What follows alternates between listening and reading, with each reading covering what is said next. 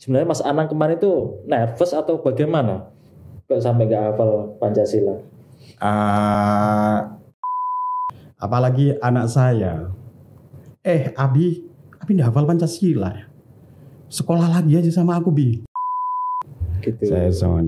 Saya ini sudah memutuskan sesuatu. Mundur dari ketua DPRD. Ini adalah pilihan terakhir pemerintah, yaitu mengalihkan subsidi BBM. Kebijakan kenaikan harga BBM, Kerakyatan yang dipimpin oleh hikmat dalam kebijaksanaan dan permusyawaratan. Salah. Dalam paripurna DPRD, dalam ruangan yang terhormat ini, dengan ucapan Bismillahirrahmanirrahim, saya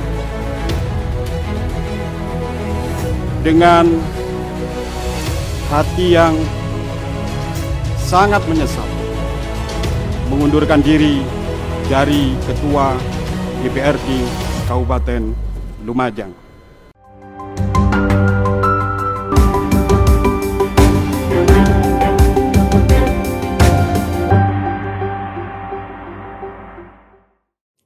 Halo Tribuners dan pembaca Harian Surya.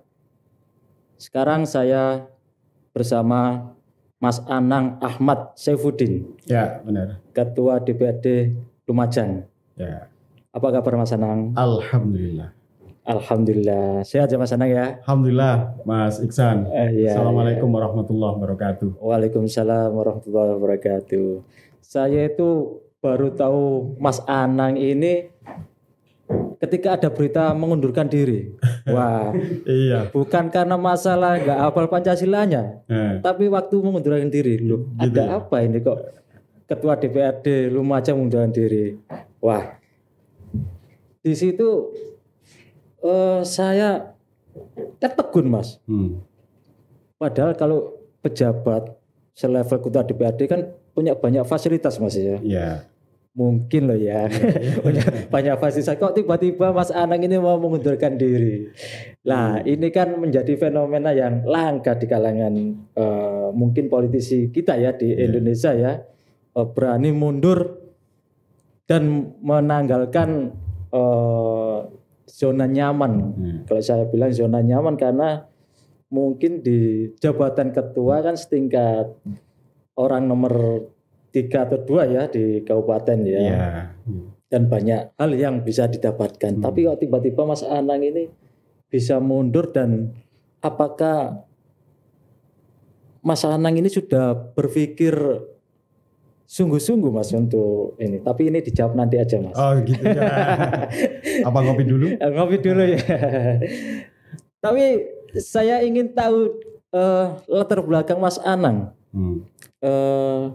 Mengapa terjun ke dunia politik? Apakah memang dulu punya cita-cita jadi politisi, atau ke depan mau jadi bupati ya, bisa jadi kan? Iya. Jadi dari DPRD menjadi bupati atau ke gubernur kan gitu. Ya. Ya, gimana Mas? Ya kalau itu sih Mas Iksan, cita-citanya sih pingin jadi kiai. Oh gitu ya. Gitu. Karena di lingkungan keluarga saya itu ya lingkungan keluarga santri. Ya, Jadi dan kemudian seiring berjalannya waktu kita kenal ada banyak bacaan-bacaan tentang sastra dan seterusnya. Ketemu buku-bukunya Ainun Najib, ketemu puisi-puisinya Gusmus, Rendra, ya kira-kira kiai yang budayawan, kiai-kiai yang sastrawan, begitulah. Keinginannya begitu. Kemudian dari sekian waktu, ternyata jadi kiai itu ya berat. Gitu ya. Kudu ngaji tenanan, gitu kan. Kudu ngaji tenanan, paham persoalan-persoalan agama itu beneran, Iya. kemudian berbagai disiplin ilmu agama itu harus dikuasai bener. Saya pikir kok, waduh, betul kiai. Ya, akhirnya ya pulang ke Lumajang, jadi aktivis NU. Iya.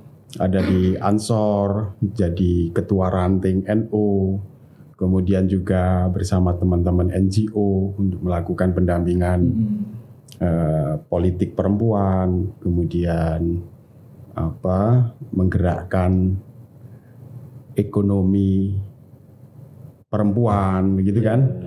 Pokoknya mendampingi ibu-ibu itu untuk bisa berdaya. Aktivitas sosial. Aktivitas sosial.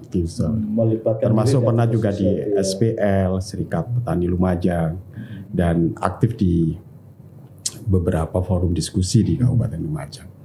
Sampai pada akhirnya ya saya dipanggil Kiai Adnan. Kiai Adnan waktu itu Ketua Dewan Suro DPC PKB Kabupaten Lumajang.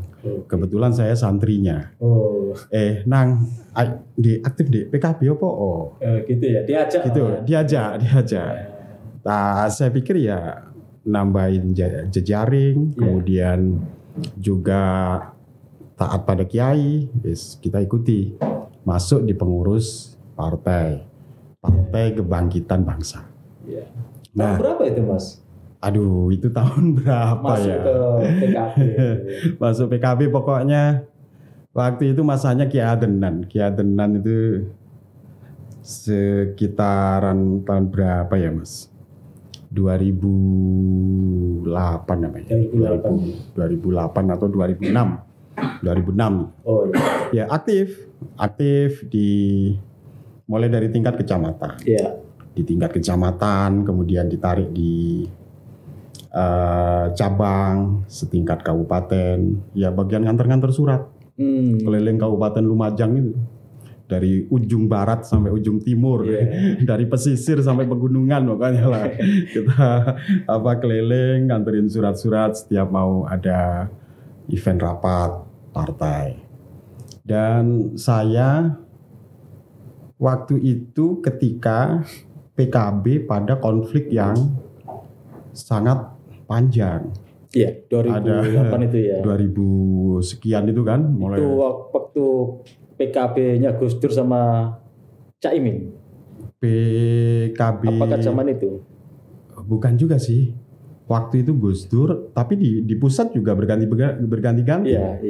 Di Lumajang itu dulu pernah dikarateker oleh Profesor A.S. Hikam. Jadi Profesor A.S. Hikam pernah jadi karateker di PKB Kabupaten Lumajang. Tapi ya lagi-lagi enggak selesai. Kemudian pernah juga Profesor Alwi Shihab. Itu juga pernah jadi ketua DPC PKB Lumajang, karateker, tapi juga tidak bisa mengelola konflik dengan baik, tidak bisa menyelesaikan konflik dengan baik. Kemudian pernah juga Profesor Mahfud MD, Mas Iksan.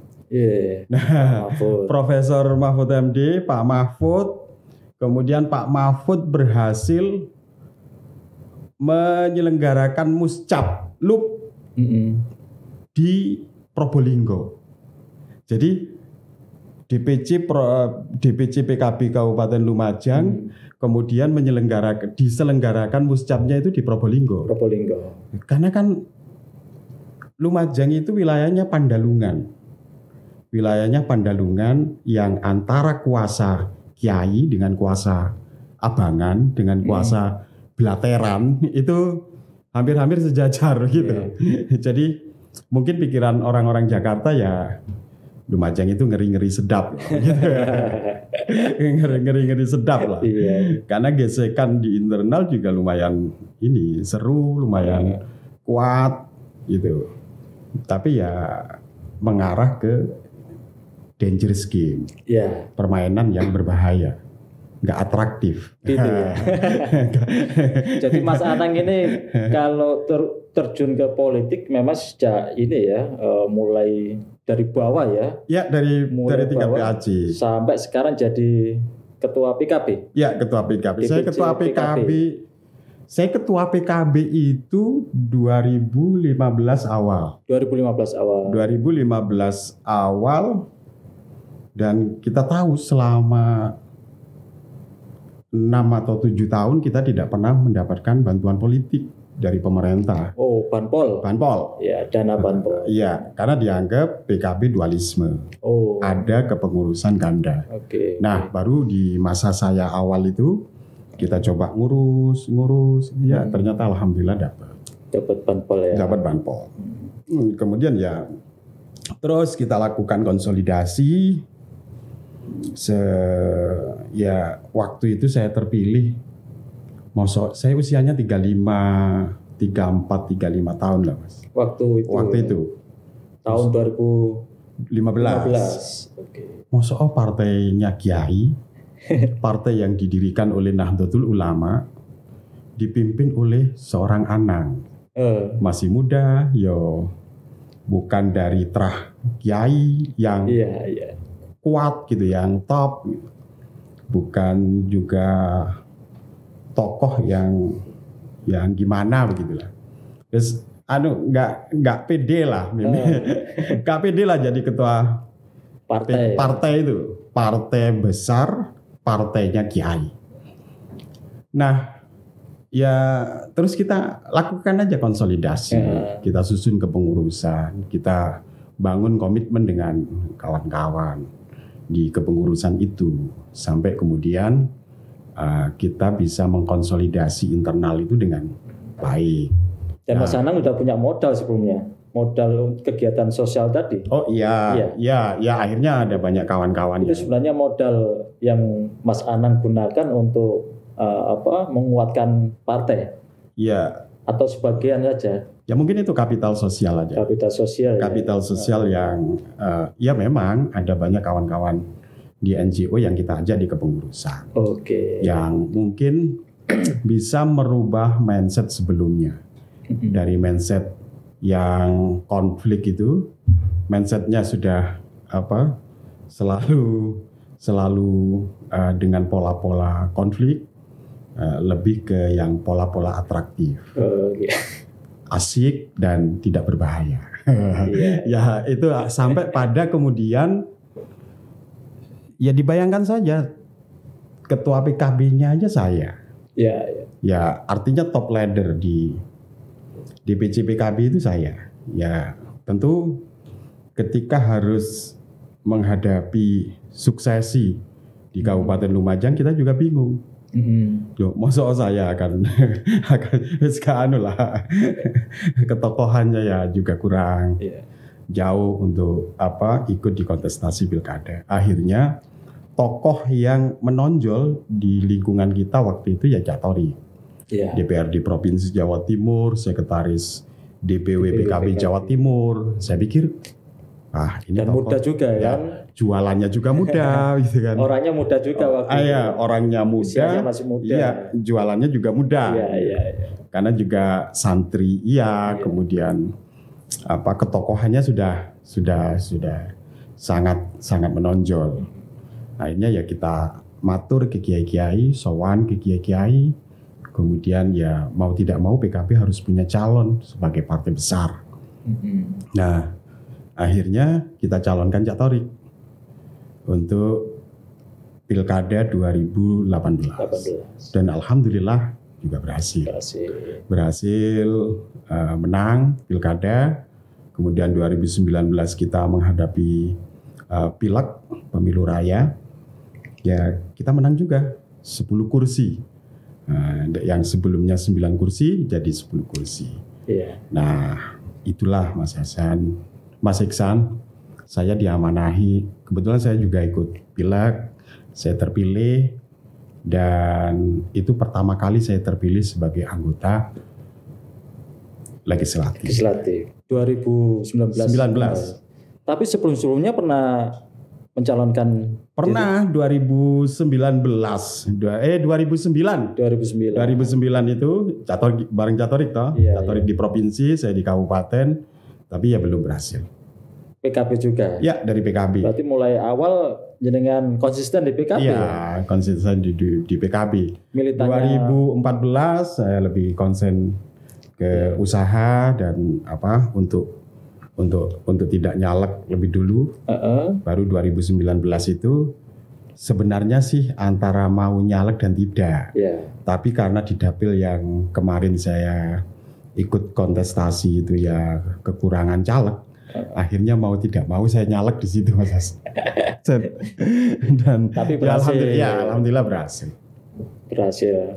Dapat kursi berapa, Mas? 10 kursi. 10 kursi PKB. 10 kursi dari 50 kursi. Dari 50. Itu saya terpilih pertama kali dan partai mengamanai saya ketua DPRD. Ketua DPRD. Salah saya ini ada di luar ekspektasi saya. Tapi ya ini juga orang menjadi mengenal Mas Anang ini. Iya. Ada 2 hal yang bisa mengenal Mas Anang. 1 viral karena Pancasila itu. 2 karena mundur tadi. Tapi yang perlu kita publik tahu, sebenarnya Mas Anang kemarin itu nervous atau bagaimana kok sampai nggak hafal Pancasila? Tapi sebenarnya kalau aku yakin ya, kalau misalkan nggak di hadapan banyak orang gitu, mungkin Mas Anang lancar gitu kan? Ya, nggak ngerti ya. Tapi yang faktanya di video yang beredar itu saya tidak hafal. Pagi itu saya menerima demonstrasi dari kawan-kawan PMII. Kemudian baru siangnya saya menerima dari elemen yang lain, HMI waktu itu. Dan para demonstran kita persilahkan masuk ke ruangan dan baru di situ kita, pokoknya saya manut lah. Mau diapakan sama demonstran itu ya tak turuti gitu aja. Apa kemarin ada desakan gitu? Desakan dari demonstran karena Mas Anang nggak hafal, mungkin bukan nggak hafal ya, mungkin keselio lah ya. Kemudian ada desakan dari teman-teman demonstran itu. Saya pada suasana yang tidak mau beradu logika dengan kawan-kawan demonstran.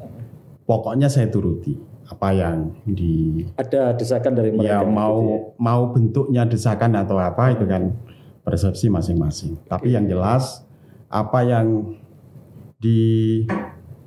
terjadi waktu itu ya kita turuti saja. Kita disuruh baca Pancasila ya kita baca Pancasila. Pikiran saya itu Mas Iksan. Iya. Ya mosok ketika apa Pancasila gitu kan. Kita ini kan mulai kecil wis dipelajari Pancasila, kemudian kita ini lahir sebagai seorang santri kader Nahdlatul Ulama, kemudian kader PKB yang kemana-mana itu kita berdakwah tentang Pancasila, Bhinneka Tunggal Ika, kemudian Undang-Undang Dasar 1945, Negara Kesatuan Republik Indonesia. Coba sebegitunya. Masa yuk kata gak hafal. Pede aja pokoknya baca. Pede ya. Ya keselio juga. Makanya ketika ditanya saya, kok iso sampe begini? Ya kadang kalau memang ono dinone apes. Iya. Tapi Mas Anang, ini yang lebih menarik lagi. Jenengan mengundurkan diri dari jabatan ketua DPRD ya? Ya. Itu pada waktu rapat, betul? Paripurna. Rapat paripurna. Ya. Pembahasan RAPBD 2023 ya? Bukan. Perubahan. Oh ya. Kemudian bagaimana respon teman-teman Mas Anang yang ada di ruangan waktu itu? Ya, saya sih memang tidak. Tapi sebelumnya nggak pernah membicarakan kepada yang lain. Saya tidak komunikasi dengan siapapun kecuali dengan Gusti Allah. Iya. Dari sekian waktu itu kejadian Rabu, kemudian ya sambil kita lihat perkembangan. Kemudian saya dapat kiriman video dari saudara jauh, dari teman jauh. Video viral tentang Pancasila tentang saya yang tidak hafal melafalkan teks Pancasila itu. Oke. Waduh, iki rame.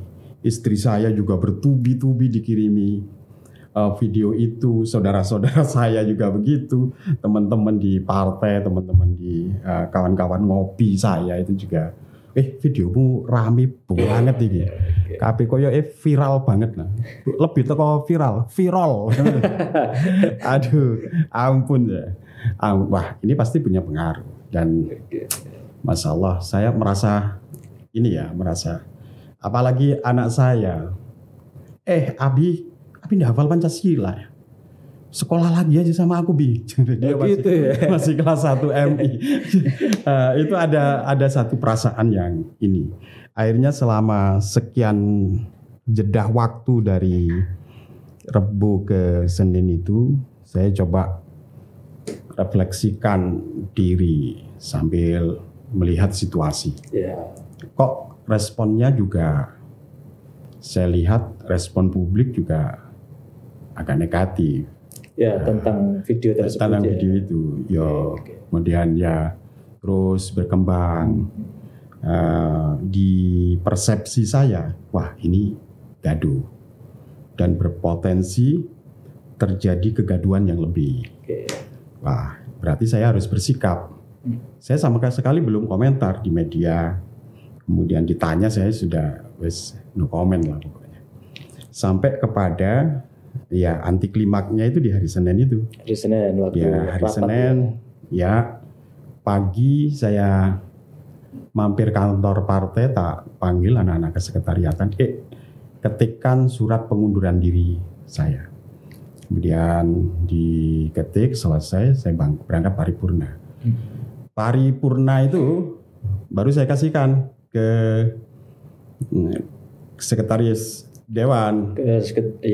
Ini nanti sampean baca kalau sudah saya perintahkan. Nah, baru ketika saya pimpin rapat, sudah saya awali seperti video yang juga viral itu. Sudah viral itu. Nah, baru ya begitulah kemudian. Kok malah begini? Saya berpikirnya saya mundur. Pertama menyelesaikan kegaduhan dan yang terjadi, yang berpotensi akan terjadi kegaduhan yang lebih lagi. Saya pikir sudah. Kemudian tinggal proses di internal saya. Saya matur Pak Bupati selaku Wakil Ketua DPW PKB Jawa Timur, saya menghadap Pak Halim Iskandar, saya menghadap. Tapi waktu dibacakan surat pengunduran diri Mas Anang dibacakan oleh Sekretaris Dewan ya? Nah itu tidak dibacakan. Oh, tidak dibacakan. Iya. Terus bagaimana? Mas Anang menyampaikan sendiri atau bagaimana? Iya, di awal saya sampaikan sendiri pengunduran diri itu. Ya. Itu teman-teman Mas Anang yang ada di ruangan itu, teman-teman anggota Dewan maksudnya ya? Ya. Dan ada Pak Bupati juga kan ya? Ya, yang Pak Bupati juga videonya. Iya, itu kemudian respon mereka bagaimana mereka? Apakah mereka nggak terkejut atau ada respon yang lain gitu? Mendengar Mas Anang mengundurkan diri waktu. Ya itu saya juga nggak nyangka punya efek kejut ya, yang cukup begitu ya. Tak pikir saya menyampaikan itu sebagai iktikat saya untuk menjaga marwah DPRD. Ya mosok lembaga terhormat kemudian dipimpin oleh seorang Anang yang tidak hafal Pancasila. Kemudian di ranah domestik saya ingin tidak mewariskan rasa malu ini kepada anak saya. Karena hari ini itu kan ya tomorrow is today. 10 tahun yang akan datang ya harus kita kerjakan hari ini. Ya. Saya pikir untuk menjagani itu semua, untuk tidak mewariskan malu terhadap anak-anak saya, biar 10 tahun yang akan datang tidak ketemu dengan video itu lagi.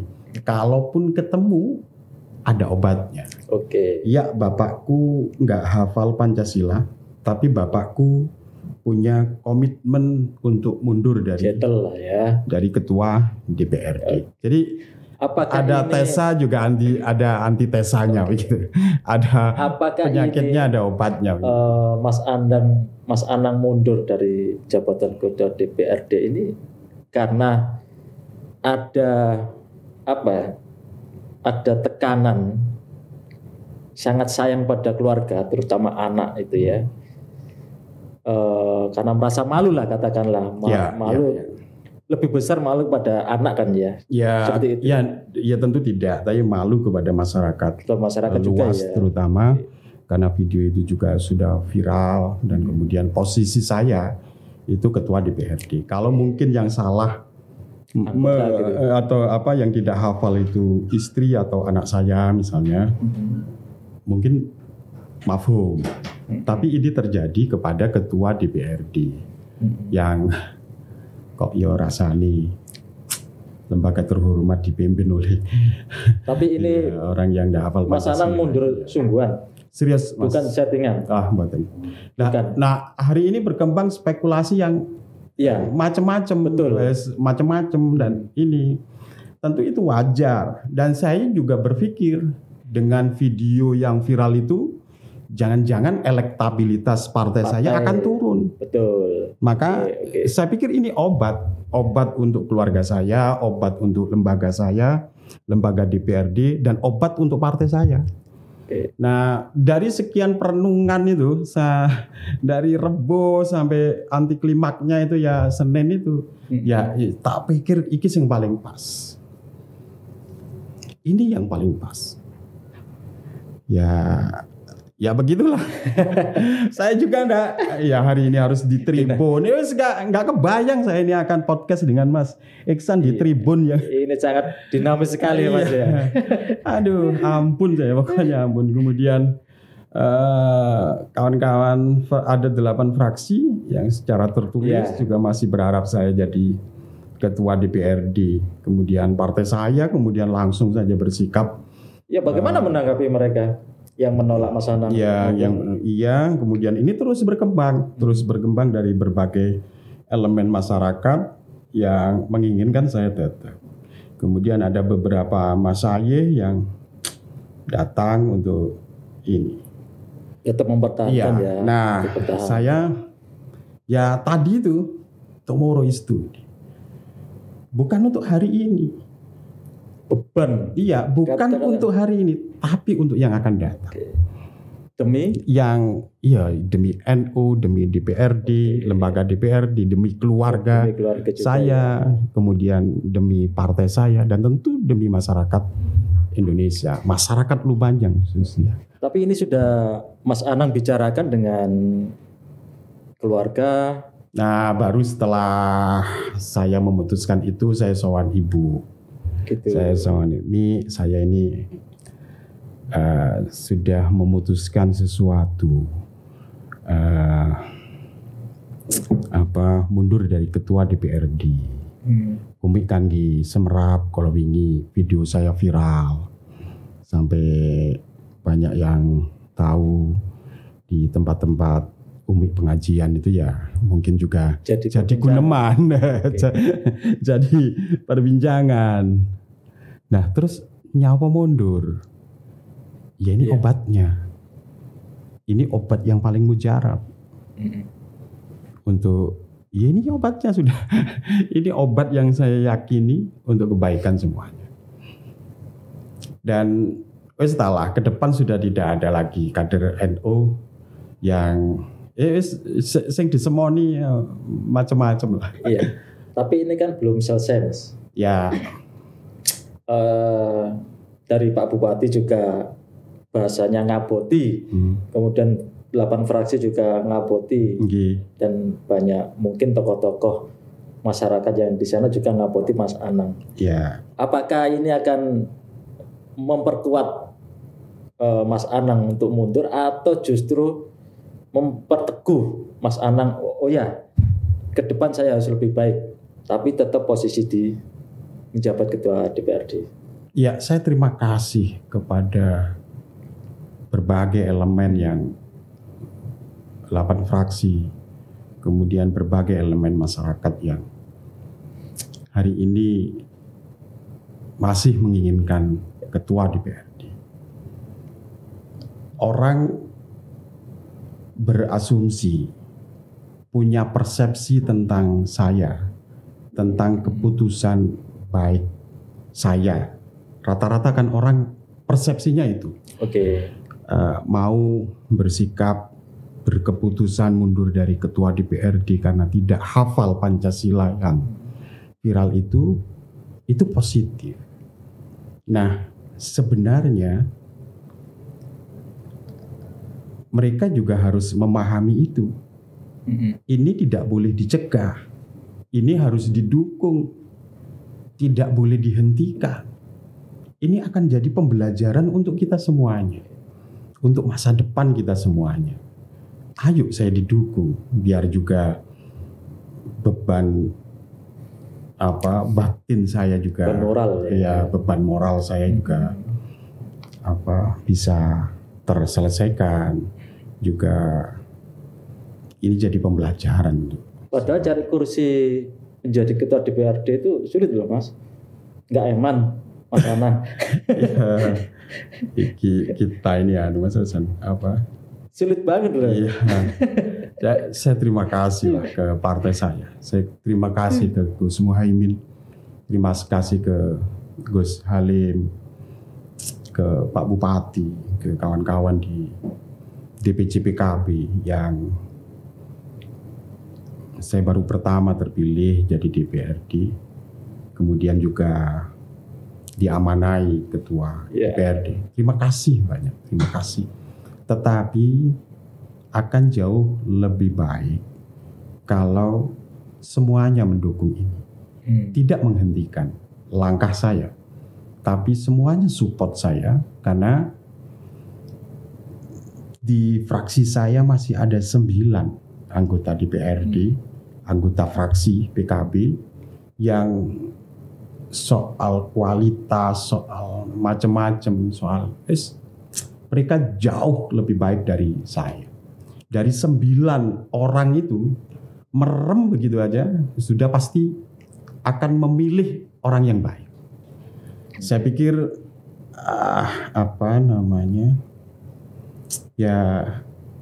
Ormas saya terutama, terima kasih kawan-kawan kepala desa, kawan-kawan fraksi, 8 fraksi di DPRD, tapi saya mohon terutama di internal partai saya, jangan hentikan langkah saya. Sudah ada komunikasi dengan pimpinan partai?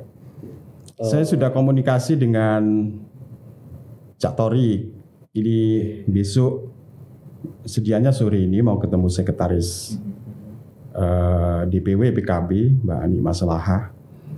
Tapi saya diberi waktu untuk bisa ketemu Gus Halim besok besok jam 1. Jadi, tapi setelah video jenengan viral ya, 2 video itu ya, katakanlah 2 video itu, apakah sampean pernah ditelepon langsung oleh Gus Halim atau Cak Imin gitu? Iya, belum sih. Karena saya melihat kan berita tentang jenengan mengundurkan diri, terus video yang viral itu kan sudah dimuat di media-media nasional itu kan. Tentunya kan barangkali para petinggi partai di PKB juga sudah mendengar itu. Apakah ada kontak dengan mereka? Belum sih, belum. Ya ini ikhtiar saya sekarang sowan ke beliau. Kita diberi waktu besok dan selanjutnya ya akan segera saya lakukan untuk sowan Gus Muhaimin. Oke, Mas. Tapi sekarang masih aktif kan di DPRD kan dalam proses kegiatan kedewanan? Saya ini sambil juga menenangkan saya dan ini sambil ke Surabaya ya healing lah. Healing, oke. Terus ke Tribun. Kekosongan ini bagaimana ini? Ya, ini akan segera kita proses sesuai dengan mekanisme. Saya akan sowan Gus Halim, sowan ketua umum untuk segera ada pengganti saya dari fraksi Partai Kebangkitan Bangsa biar prosesnya juga cepat dan mekanisme berjalan. Oke, satu lagi Mas Anang, pesan apa yang bisa Mas Anang sampaikan dengan adanya kasus seperti ini supaya masyarakat kita bisa melek lagi dan bisa mengambil hikmah dari masalah yang Mas Anang hadapi, baik itu politisi. Saya melihat ini baru pertama orang pejabat yang tidak hafal mengucap butir Pancasila. Saya yakin hafal sih, Sila Pancasila. Mungkin keselio lah ya. Kemudian mengundurkan diri. Dulu ada salah satu menteri yang tidak hafal Indonesia Raya juga tetap masih menjadi menteri. Saya tidak bisa menyebutkan namanya ya. Tapi Mas Anang justru mengambil langkah mengundurkan diri dari jabatan yang setara dengan bupati di Kabupaten Lumajang. Ya.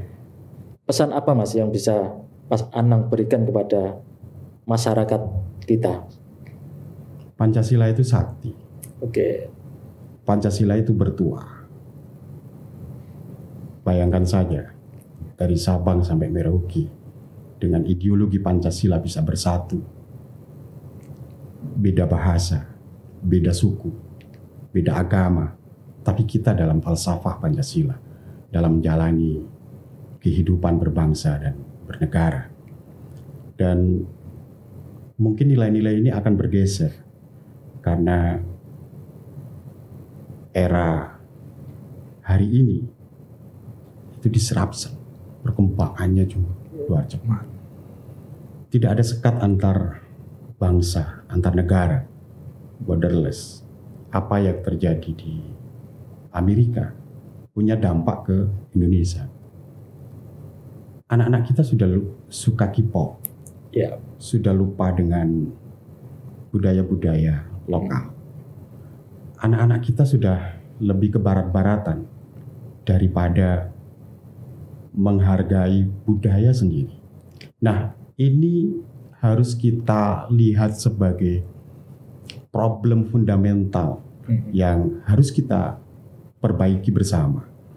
Kalau Pancasila sudah tidak dikenal lagi oleh anak generasi kita, saya kok nggak yakin negara ini akan tetap utuh ke depannya. Nah, itu yang harus kita jaga bersama. Semua elemen masyarakat, siapapun kita, selagi kita ada di bumi Indonesia, di langit Indonesia, ya ayo kita bersama-sama mengamalkan falsafah Pancasila. Begitu Mas Hasan. Oke, baik. Baik Tribuner dan pembaca harian Surya. Barusan kita berbincang-bincang dengan Mas Anang Ahmad Saifuddin, Ketua DPRD Lumajang. Terima kasih atas kehadirannya Mas Anang di sini. Sampai jumpa di lain waktu. Mas Iksan.